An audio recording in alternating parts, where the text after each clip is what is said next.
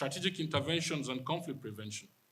The Institute for Peace and Conflict Resolution has successfully intervened in myriads of conflict situations ranging from communal disputes to electoral violence prevention initiatives.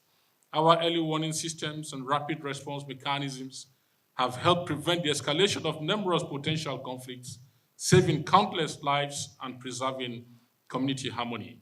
Notable interventions include our work in farmer-herder conflict across the Middle Belt, electoral violence prevention in multiple election cycles, de-escalation of violent conflicts in Northeast and Northwest zones, mediatory interventions in conflicts, communal conflicts, and religious and ethnic tensions in various parts of the Nigerian states. Peace advocacy and policy development. Our research and advocacy efforts have significantly influenced national and regional peace policies. IPCR has since inception published series of strategic conflict assessment, policy briefs, research papers, and conflict analysis reports that have informed government decision-making and international peace-building strategies. On mediation and reconciliation services, through our mediation services, IPCR has facilitated peace agreements that have restored harmony to divided communities. Our skilled mediators have helped resolve boundary disputes, resolve conflict and intercommunal tensions, establishing sustainable mechanisms for dialogue and cooperation. The Institute's mediation model has been recognized internationally and adopted by other African peace-building institutions. Our early warning system in the Institute for Peace and Conflict Resolution influenced the African Union Early Warning Center as well as the ECOWAS Early Warning Center. We pioneered that space within the African continent, regional and international partnership. The Institute for Peace and Conflict Resolution has established strategic partnerships with the African Union, with the Economic Community of West African States, the United Nations systems, and various international peace-building organizations. These collaborations have enhanced our capacity to contribute to continental peace initiatives and share our expertise with global peace-building community.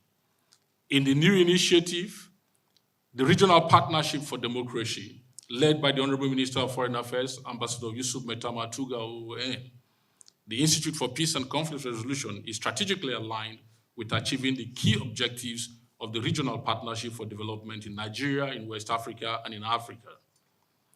Our current global context and the challenges that is here with us. Distinguished members of the press, distinguished ladies and gentlemen, as we celebrate these achievements, we cannot ignore the complex challenges facing our world today.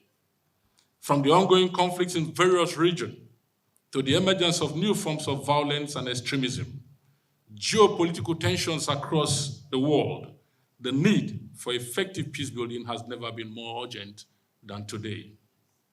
Climate change, economic inequality, technological disruptions, and social fragmentation continue to create new sources of tensions and conflicts within local communities and across the world. In Nigeria, we face persistent challenges, including communal conflicts, insurgency, banditry, electoral violence, political destabilization by elements, and ethnic and religious tensions. These challenges require innovative approaches, sustained commitment, and coordinated actions from all sectors of our society. The celebration of the International Day of Peace and the key activities that are outlined for this day.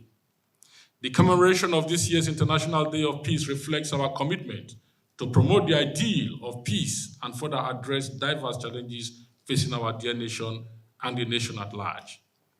Our program of activities demonstrate the interconnected nature of peace, health, spirituality, and community action. We in the Institute for Peace and Conflict Resolution work on the premise that you can't work peace alone. You must work peace in partnerships, in collaborations, and in linkages. And that is why you find different partners, different stakeholders partnering with us on this day, to achieve the objective for which we set to achieve in terms of acting now, amplifying the voice of peace in a space that violence has become so endemic. We have earmarked today for press conference to launch our week-long activities and also provide an opportunity to engage with media partners in amplifying the message of peace. Like in my opening, I did mention while I was apologizing that the media is a critical component in the pursuit of and the achievement of peace. Without the media, we can do nothing. So the media is a critical partner. Same way also, the media is a critical partner in violence. But today, the media is a major partner in the promotion of peace and violence prevention. We recognize the crucial role of the media in shaping narratives, promoting understanding, and mobilizing action for peace. We are also working around sports for peace and mental health.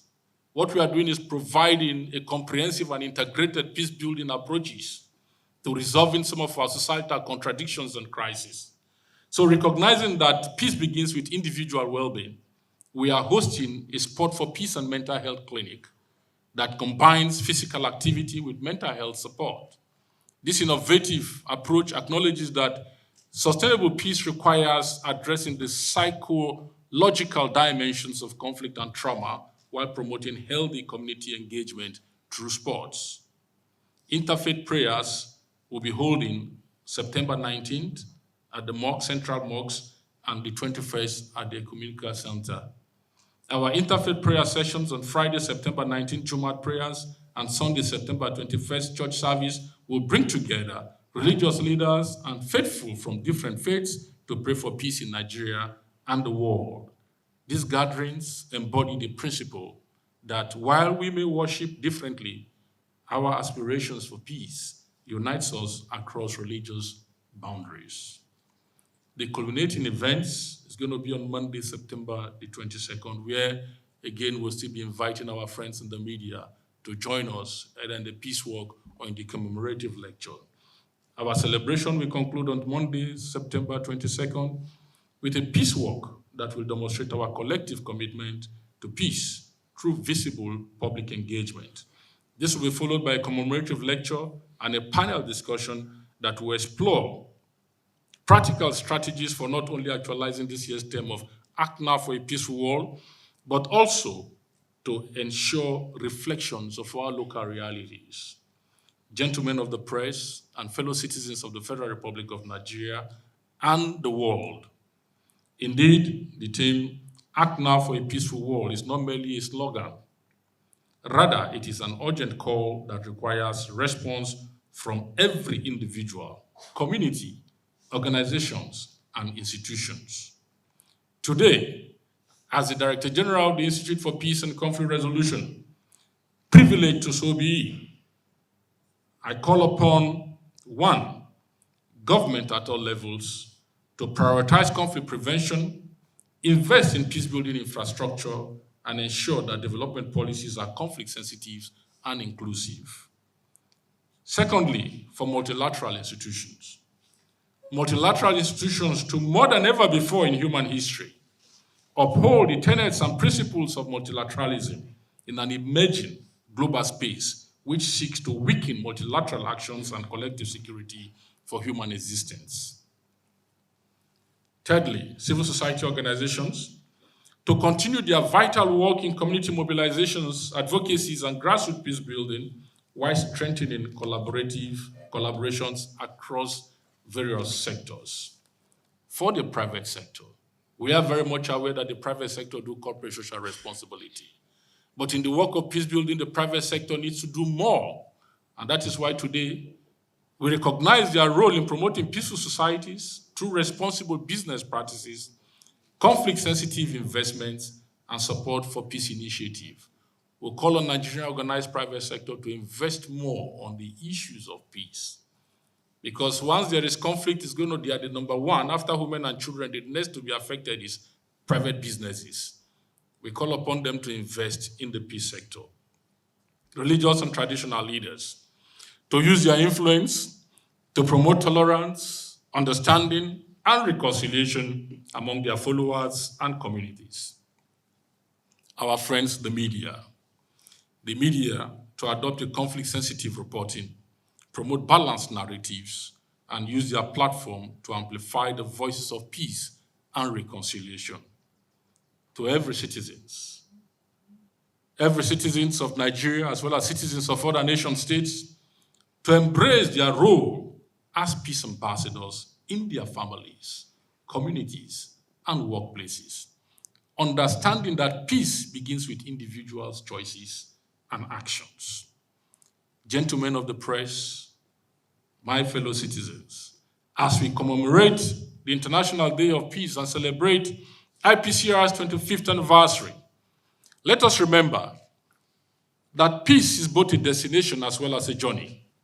It requires constant nurturing, protection, and renewal. The challenges we face are significant, and we are very much aware of that, but our collective commitment to peace needs to be stronger. The past 25 years have demonstrated that sustainable peace is possible when we act with determination, wisdom, and unity.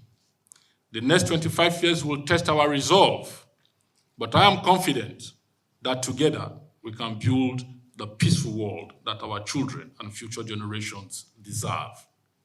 We appreciate the invaluable support from all our partners that are here today and those who are not here. In publications and dissemination, what has been the difference we've achieved in this field? Your concerns actually, what are our findings? Some of our reports are there online on www.ipcr.gov.ng, where you'll find a lot of our reports. Just about a month ago, we came out with our reports on the strategic conflict assessment of Nigeria.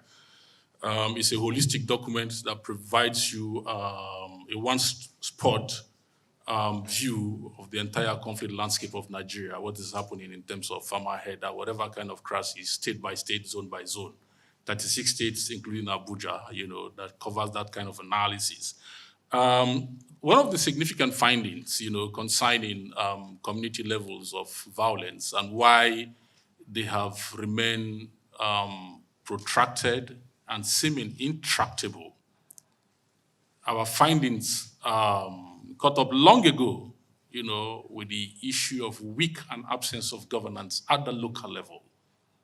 I think in the first 2-3 years of the Institute, that was quickly identified in the first strategic conflict assessment, 2003, where local communities were just left alone without the presence of local government. And our research kept re-echoing that. What that means is that if you don't have the presence of local governments at local community level, then you make those communities vulnerable and susceptible to violence in those local places. And because local government is the front line, government agencies for conflict prevention, conflict management, and conflict resolution. So where those local governance are weak or they are not in existence, then of course, other actors will come to play. Violent actors will come to play in those local communities. We want to sincerely thank Mr. President and the Attorney General of the Federation for going to Supreme Court, to secure that judgment on local government autonomy. People might not understand the implication of why we need our local government to work. If local governments are not working, there is little or nothing much that the federal government and the state government can do to resolve the communal contradictions and complexities of existence of human beings at the respective community level. And that is why I'll use that occasion, this particular occasion again, to call that we must allow local governments to work in Nigeria, because that is the front line where people connect with and people meet. So we must empower local government to be able to deliver, because good governance itself is conflict prevention. So we must allow local government to be able to provide basic health, basic education, basic road facilities, and be able to get the people to engage, because that gives the people a sense of inclusion. We cannot continue to allow people citizens connect with government only at the point of elections. No. Governance is a continuous process. And the local government system is the first point of contact for every Nigerian citizens to engage with their citizens and to deal with issues of immediate grievances. So I think that I will allow that, and we are doing that with the Sahel. We are working with other partners. We're working with the FCDO, and other critical partners with the National Counterterrorism Center, ECOWAS, and some other partners, on issues around Sahel. For the Sahel, Sahel has become like a playground for different actors, foreign actors, with all variants of peace, that is being perpetuated in the Sahel. So, and we can see the unconstitutional change in government and how it's also impacted on the violence theater in the Sahel, and why there is a sense of urgency, for all of us, both national, international groups, to work towards ensuring that Sahel does not collapse into the hands of rogue actors. Because if it does, the harvest center for all rogue actors in the Sahel is Nigeria. So we cannot afford to let that happen. And I think that the Nigerian government is committed to ensuring that that ends. Some of the communities, another dynamic we'll find from our research recently also is the increasing activities of illicit miners that has tended to obfuscate the farmer-herder relations, the traditional farmer-herder relations. Traditional farmer-herder conflict can be dealt with through conventional conflict resolution mechanism, but the criminalization of the relationship between farmer-herders cannot be dealt with through a conventional conflict resolution mechanism. That can only be dealt with through a security approach, a military security approach. So we need to make that distinction very clear. So we do direct interventions at the local community because we work on the non-violent approach to peace building, to conflict prevention, conflict management, and conflict resolution. So what we do, we train local actors and connect local actors to security actors in terms of response, in terms of reporting. Increase better civil-military relationship between the citizens and the state through enlightened citizenship. That is the kind of services that we provide, and then upscale their skill. Most people already have their peace skills, but we provide them the right technical skills for them to match modern techniques, particularly the system, and improve that relationship, build confidence and trust among local communities and between local communities and security actors in local areas of crisis. Chika is the Voice of Nigeria, peace and justice